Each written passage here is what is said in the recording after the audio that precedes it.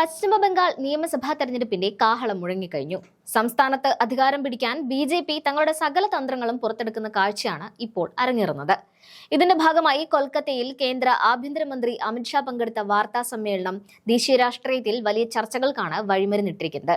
മമതാ ബാനർജി സർക്കാരിനെതിരെയും അതിനു മുൻപ് സംസ്ഥാനം ഭരിച്ചിരുന്ന ഇടത് സർക്കാരിനെതിരെയും കടുത്ത സാമ്പത്തിക ആരോപണങ്ങൾ ഉന്നയിച്ചാണ് അമിത്ഷാ സംസാരിച്ചത്. എന്നാൽ അദ്ദേഹം നിരത്തിയ കണക്കുകൾ ഇപ്പോൾ ബി.ജെ.പിക്ക് തന്നെ വലിയൊരു കെണിയായി മാറിയിരിക്കുകയാണ് എന്നതാണ് വാസ്തവം. വാർത്താ സമ്മേളനത്തിൽ അമിത്ഷാ പറഞ്ഞത് ഇങ്ങനെയാണ്: കമ്മ്യൂണിസ്റ്റ് ഭരണത്തിനും തൃണമൂലിന്റെ ഭരണത്തിനും മുൻപ് ബംഗാളിലെ പ്രതിശീർഷ വരുമാനം ദേശീയ ശരാശരിയേക്കാൾ 127% കൂടുതലായിരുന്നു. അതായത് അന്നത്തെ കാലത്ത് രാജ്യത്തെ ശരാശരി പൗരൻ ₹1 സമ്പാദിക്കുമ്പോൾ ബംഗാളിലെ ജനങ്ങൾ ₹1.27 സമ്പാദിച്ചിരുന്നു. എന്നാൽ ഇന്ന് ഇതിന്റെ നേർവിപരീതമാണ് സംഭവിക്കുന്നത്. രാജ്യത്തെ ജനങ്ങൾ ശരാശരി ₹100 സമ്പാദിക്കുമ്പോൾ ബംഗാളിലെ ജനങ്ങൾ വെറും ₹73 മാത്രമാണ് സമ്പാദിക്കുന്നത്. ഇത്രത്തോളം ദയനീയമായി ബംഗാളിന്റെ സാമ്പത്തിക നിലയെ മമതാ ബാനർജിയും ഇടത് സർക്കാരും ചേർന്ന് തകർത്തു കളഞ്ഞു എന്നായിരുന്നു അമിത്ഷായുടെ പ്രധാന ആരോപണം. എന്നാൽ വളരെ തന്ത്രപരമായ ഈ നീക്കത്തിൽ അമിത്ഷായ്ക്ക് ഒരു അബദ്ധം പറ്റി. അദ്ദേഹം ആ സുവർണ കാലഘട്ടമായി വിശേഷിപ്പിച്ചത് ബംഗാളിലെ കോൺഗ്രസ് ഭരണകാലത്തെയാണ്. അതായത് ബി.ജെ.പി. എപ്പോഴും പരിഹസിക്കുന്ന കോൺഗ്രസ് സർക്കാരിന്റെ കീഴിലാണ് ബംഗാൾ ഏറ്റവും മികച്ച പ്രകടനം കാഴ്ചവെച്ചത് എന്ന് അമിത്ഷാ തന്നെ സ്വന്തം വാക്കുകളിലൂടെ സമ്മതിക്കേണ്ടി വന്നിരിക്കുകയാണ്. അന്ന് കേന്ദ്രത്തിലും സംസ്ഥാനത്തും കോൺഗ്രസ് ഭരിച്ചപ്പോഴാണ് ബംഗാൾ രാജ്യത്തിന്റെ സാമ്പത്തിക കരുത്തായിരുന്നത് എന്ന് അദ്ദേഹം പറഞ്ഞ കണക്കുകൾ തന്നെ അടിവരയിടുന്നു. അമിത്ഷായുടെ ഈ വാദങ്ങളെ പ്രതിരോധിക്കുന്ന നിരവധി വസ്തുതകളാണ് ഇപ്പോൾ പുറത്തുവരുന്നത്. സംസ്ഥാനത്തെ വരുമാനം കുറഞ്ഞുവെന്ന് പറയുമ്പോൾ അത് കേവലം മമതാ സർക്കാരിന്റെ മാത്രം പരാജയമല്ല. കഴിഞ്ഞ 12 വർഷമായി രാജ്യം ഭരിക്കുന്ന നരേന്ദ്രമോദി സർക്കാരിന്റെ ഭരണപരാജയം കൂടിയാണത്. രാജ്യത്തിന്റെ സാമ്പത്തിക നില മെച്ചപ്പെടുമ്പോൾ അതിന്റെ ഗുണം എല്ലാ സംസ്ഥാനങ്ങൾക്കും ലഭിക്കേണ്ടതാണ്. ഇതിനെയാണ് rising tide lifted all boats എന്ന് സാമ്പത്തിക ശാസ്ത്രജ്ഞർ വിശേഷിപ്പിക്കാറുള്ളത്.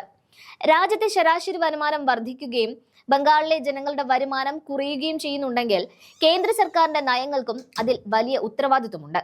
അമിത്ഷായുടെ വാക്കുകൾ ശരിയാണെങ്കിൽ മോദി സർക്കാരിന്റെ 12 വർഷത്തെ ഭരണം ബംഗാളിലെ ജനങ്ങളുടെ ജീവിത നിലവാരം ഉയർത്തുന്നതിൽ പരിപൂർണ പരാജയമായിരുന്നു എന്ന് നമുക്ക് കരുതേണ്ടി വരും.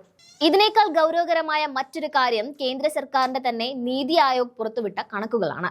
രാജ്യത്തെ ഏറ്റവും ദരിദ്രമായ 5 സംസ്ഥാനങ്ങളെ എടുത്ത് പരിശോധിച്ചാൽ ബി.ജെ.പിയുടെ ഡബിൾ എഞ്ചിൻ സർക്കാരുകളുടെ പൊള്ളത്തരം നമുക്ക് ബോധ്യപ്പെടും. ഇന്ത്യയിലെ ഏറ്റവും ദരിദ്രമായ സംസ്ഥാനം ബി.ജെ.പി. കഴിഞ്ഞ 20 വർഷമായി ഭരിക്കുന്ന ബീഹാറാണ്. രണ്ടാമത് നിൽക്കുന്ന ഝാർഖണ്ഡ് മുൻപ് ബീഹാറിന്റെ ഭാഗമായിരുന്നു. 3-ാം സ്ഥാനത്തുള്ള മേഘാലയയിലും 4-ാമതുള്ള ഉത്തർപ്രദേശിലും 5-ാമതുള്ള മധ്യപ്രദേശിലും ബി.ജെ.പി. ഭരണമാണ് നിലവിലുള്ളത്.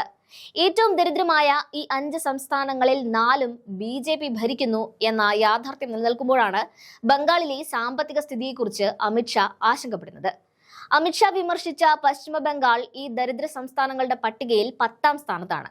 അതായത് ബി.ജെ.പി. ഭരിക്കുന്ന മിക്ക സംസ്ഥാനങ്ങളെക്കാളും വളരെ മെച്ചപ്പെട്ട നിലയിലാണ് പശ്ചിമ ബംഗാൾ നിലനിൽക്കുന്നത് എന്നതാണ് വാസ്തവം.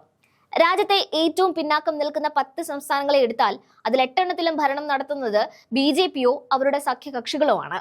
അസം, ഒഡീഷ, നാഗാലാൻഡ്, മണിപ്പൂർ തുടങ്ങിയ സംസ്ഥാനങ്ങളിലെല്ലാം ബി.ജെ.പിയുടെ സാന്നിധ്യം ഉണ്ടായിട്ടും അവിടുത്തെ ജനങ്ങളുടെ ദാരിദ്ര്യം മാറ്റാൻ അവർക്ക് സാധിച്ചിട്ടില്ല. എന്നാൽ ബി.ജെ.പിക്ക് ഭരണമില്ലാത്ത കേരളം, തമിഴ്നാട്, തെലങ്കാന, കർണാടക തുടങ്ങിയ ദക്ഷിണേന്ത്യൻ സംസ്ഥാനങ്ങളാണ് സാമ്പത്തിക സൂചികകളിൽ ഇന്ത്യയിൽ ഏറ്റവും മുന്നിൽ നിൽക്കുന്നത്. ബി.ജെ.പി. ഭരിക്കുന്ന സംസ്ഥാനങ്ങൾ ദാരിദ്ര്യത്തിൽ മുങ്ങിക്കിടക്കുമ്പോൾ മമതാ ബാനർജിയെയും പ്രതിപക്ഷ പാർട്ടികളെയും കുറ്റപ്പെടുത്തുന്നത് സ്വന്തം പരാജയങ്ങൾ മറച്ചുവെക്കാനുള്ള ശ്രമം മാത്രമാണ്. അമിത്ഷാ വാർത്താ സമ്മേളനത്തിൽ നിരത്തിയ കണക്കുകൾ യഥാർത്ഥത്തിൽ കോൺഗ്രസിന്റെ മുൻകാല ഭരണത്തെ പുകഴ്ത്തുന്നതായും ബി.ജെ.പിയുടെ നിലവിലെ പരാജയങ്ങൾ തുറന്നു കാട്ടുന്നതായും മാറിയിരിക്കുകയാണ്. വിവരമില്ലായ്മ കൊണ്ടോ അബദ്ധവശാലോ സത്യം വിളിച്ചു പറഞ്ഞ അമിത്ഷായെ ഇപ്പോൾ സോഷ്യൽ മീഡിയയിൽ പലരും പരിഹസിക്കുന്നുണ്ട്. ബംഗാൾ പിടിക്കാനിറങ്ങിയ ബി.ജെ.പിക്ക് ഈ വാർത്താ സമ്മേളനം ഒരു വലിയ തിരിച്ചടിയായി മാറിയിരിക്കുകയാണ് എന്നതിൽ സംശയമില്ല.